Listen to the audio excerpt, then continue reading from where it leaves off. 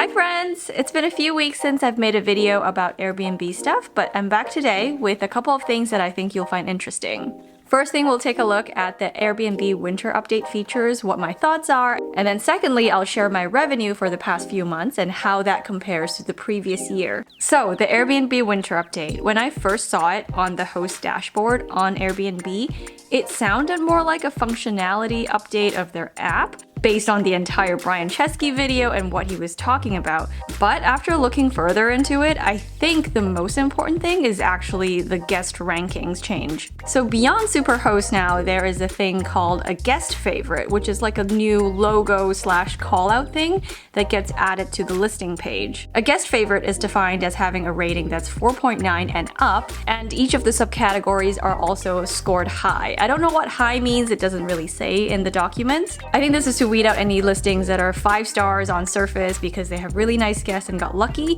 but when you look into the subcategories, like all of cleanliness is ranked 3 and 4, for example. To become a guest favorite, the listing also has to have at least 5 reviews and also not have crazy cancellation rates, which I think are pretty low bars. In terms of the guest booking experience, in the search results now, there is a way to filter for only the guest favorite listings, and notably missing is a filter for Superhost. I couldn't really figure out whether Superhost still plays a role in their whole ranking metric and their algorithm, but I suppose being a Superhost won't do you any good if you were already filtered out by not being a guest favorite. Here's what the little logo looks like on my listing. And as you can see, I barely make the cutoff of being 4.9 and above, and honestly, this gives me a little bit of anxiety. We really try our best, and I genuinely care about the experience of people who come to our house. It's very personal to me, and very fortunately, we've had wonderful people, mostly 5-star reviews. But this average of 4.91 that you're looking at, that is only with 1 4-star review, which I totally take responsibility for. There was a communication breakdown between us and the cleaners, and that allowed us a chance to fix things and reset expectations and whatnot. So that one we totally deserved. And the other one was a 3-star review, and that one we absolutely had no control over. It was a person complaining, "Why are these beds not king beds? Why can't I wear my shoes with sand on it? Why is the drain not draining?" And then we sent a plumber out and the drain is draining just fine. Overall, just kind of an unlucky break that we couldn't really have prevented in any way. And that's it. All 44 of the other reviews are 5 stars, and still we're like barely making favorites. That just goes to show how little room for error or bad luck there really is. And mathematically speaking, I'm only 1 4-star review away from dropping out of guest favorites. And this matters because you can be filtered out regardless of whether you're a Superhost or not. It's just on the new search options from the guest perspective. As for what I'm doing about this, I'm just gonna focus even more in making sure the guest experience is like spectacular, and then also maybe being a little more explicit and more proactive about asking for nice 5-star reviews, because having more 5-star reviews will help buffer that inevitable 4-star or 3-star or whatever crazy guest review that you will get at some point in your hosting journey. I might tweak my post-day message that I have automatically sent out to guests, especially if the conversation flows correctly, that like, "Oh my goodness, I'm so glad you said you enjoyed your stay. Hey, if you wouldn't mind, could you leave us a 5-star review, because this really helps us stay as a guest favorite and helps us reach more guests like you."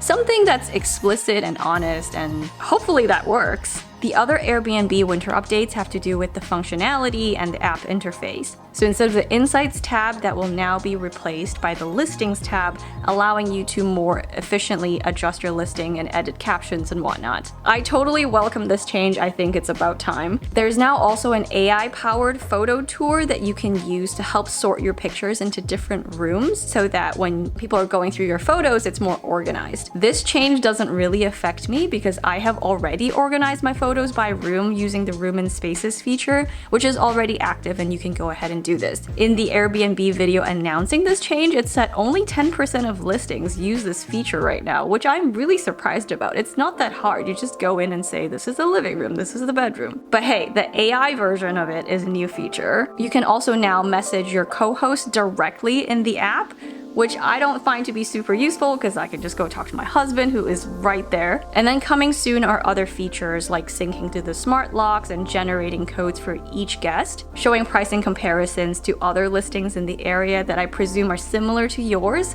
And I'm really curious to see how this one pans out and how it compares to other dynamic pricing software. And with this update, there is also a better, more upgraded interface for setting up an arrival packet for check-in instructions and whatnot. When these features become live, I will definitely take a look and report back what I think. All right, moving on to the revenue update. The last video I made was for the summer months, May, June, and July. So today I will report back on August, September, October, and how that compared to the previous year. I'm just going to save you the suspense and start by telling you that my revenue is down 14% this year for these 3 months compared to last year, and some of it is my own fault, but I will further explain. For August, we only brought in $2,230, versus last year we made $8,720, and that is despite us staying there for a whole week. Part of the difference was that the hurricane season was a little earlier this year, so that was part of August, and the weather was generally bad and there was not a lot of last-minute interest in booking for the weekends. However, I know there's something that I messed up because the market performed better than this. We basically had a group that checked out the first week of August, so like their payment was back in July, and then after that group checked out, we only had one more booking for the entire month. And it was very anxiety provoking, and luckily I was busy with other things, so I didn't really think too much about this. But yeah, it was kind of nervous, and this was definitely a loss. In September, we brought in $5,829 versus last year it was $4,084. So we did better than last year, and this is also better than the market average. For October, we brought in $9,610 versus last year it was $7,863. So also better than last year and better than the market. But collectively, because August was so bad, the total for this year is $17,671 versus last year we brought in $20,667. And that's a significant difference, a 14% decrease. Keep in mind these are kind of rough numbers that I'm just doing quickly. I am on vacation, but the rest of the year is tracking a little bit better. Probably about 8% down compared to last year, which is more consistent with what we saw for the summer months in my last video. But still, it's less, and I'll be sure to come back and update you guys on how it actually went. Reflecting on these numbers, I think I reacted a little bit too late when the pace of bookings was slowing down for the August months. I kind of knew I was falling behind compared to market, but I was busy, I was doing other things, and I was like, oh, it'll be fine, we'll have something at last minute.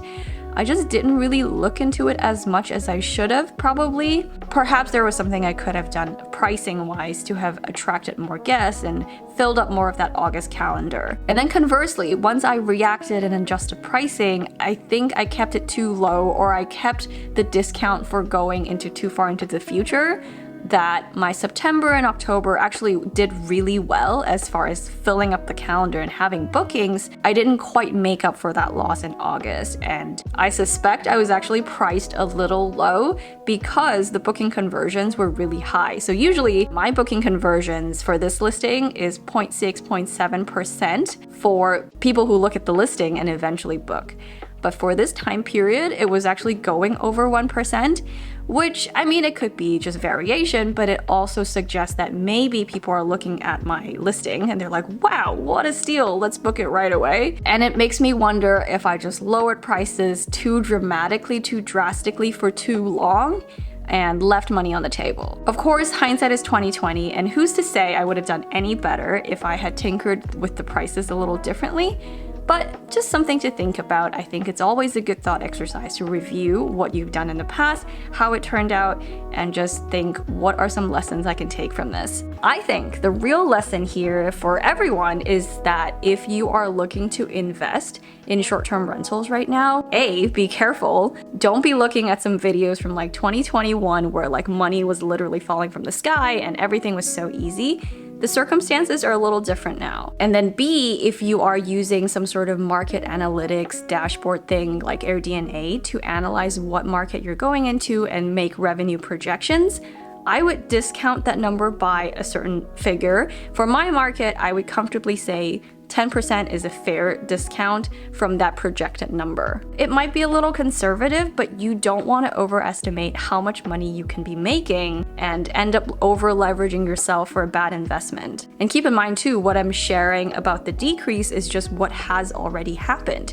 Who knows what is happening in 2024? Like, things could further worsen or not, or they might be the same. It's kind of hard to predict, and so it's wise to buffer for some amount of that and just kind of discount that revenue projection a little bit. I can't give you financial advice. This is just my mindset as I'm looking around and shopping for my next potential vacation rental. I've been looking around for a while, and as you can see, I don't have a new property yet. And so don't let anyone make fun of like analysis paralysis. You can totally have a strong lean for action, but still be very methodical and careful. I hope you found this video helpful. If you have a vacation rental and don't mind sharing, I'd love to know how your listing is doing and if anyone is kind of seeing the decrease or if it's just me. And if you're looking to invest, I'm curious, did this information help you or did it scare you? Was it what you expected? Leave me a comment. I try to respond to as many of them as I can. If you end up deciding that you do want to host on Airbnb, I appreciate you using the link below because it helps both of us get a little bit of a cash bonus and it functions kind of like a tip jar for me. I hope you're having a wonderful day and I'll see you again next time. Bye!